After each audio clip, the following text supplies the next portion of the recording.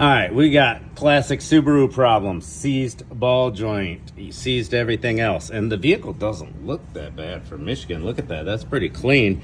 But we've heated up this bolt. It was seized right here. We got it to break free and spin, but it's still seized to the inner bushing of the control arm, so there's no way to get the bolt out.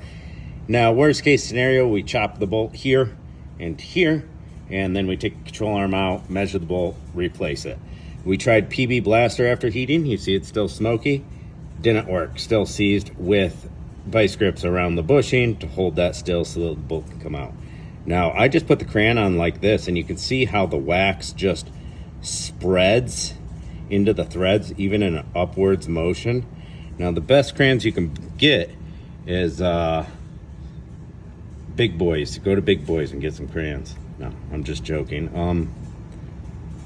Any wax will do, but you can see how it's melting. I might need to heat it up a little bit more, but there we go. It's rolling down good, and we want to use a lot because that bushing is like pretty deep.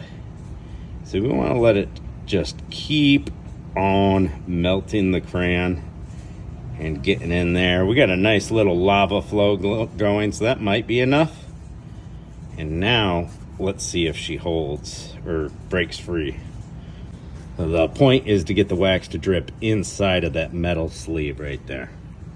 All right, now I got my vice grip. See, as I turn the inner bushing, the whole bolt and nut turns. So it's frozen inside there.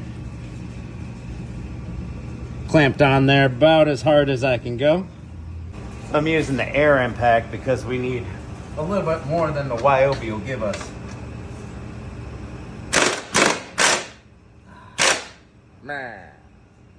And it just let loose. We need to get it tighter. All right, she was starting to cool off a little bit, so we're gonna reheat the bolt and put a little more crayon in it. Put the crayon in the bowl. Now do it.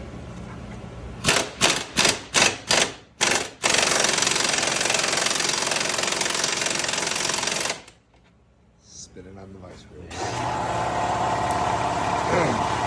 I took my angle grinder and put a flat spot in that bushing and then spun it 180 degrees and put a flat spot on the other side. And we'll spin it a little bit more and put our vice grips right on those flat spots so we got a good bite now.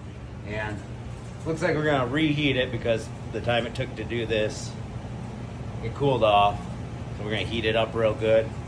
I might even heat right on the bushing. I just don't wanna make a fire on this rubber bushing. It smells bad. And never good to have a fire under a car.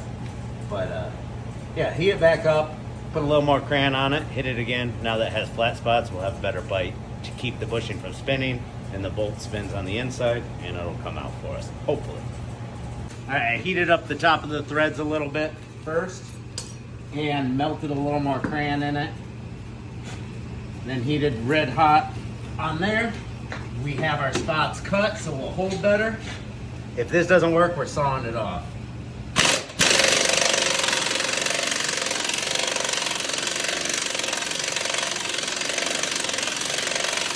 And that bushing is still spinning.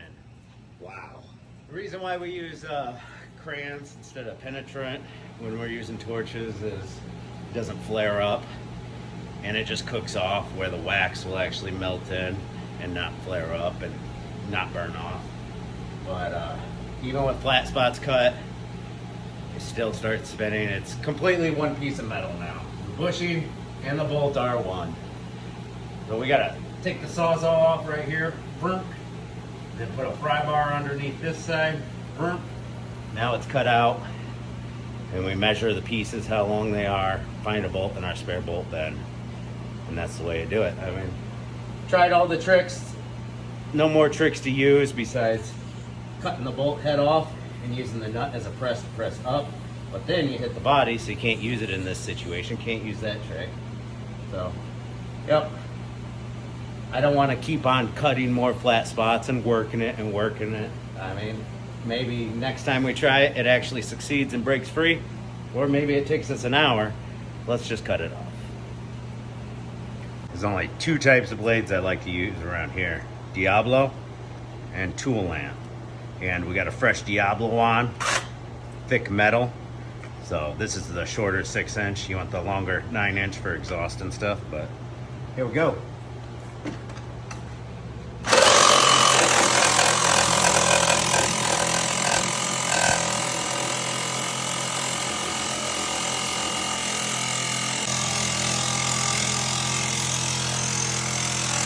What was that? That was about 1 minute of cutting, and it's 3/4 of the way through.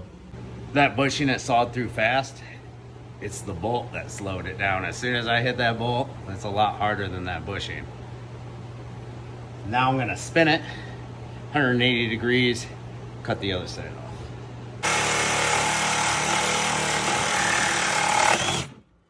There it is. Yep.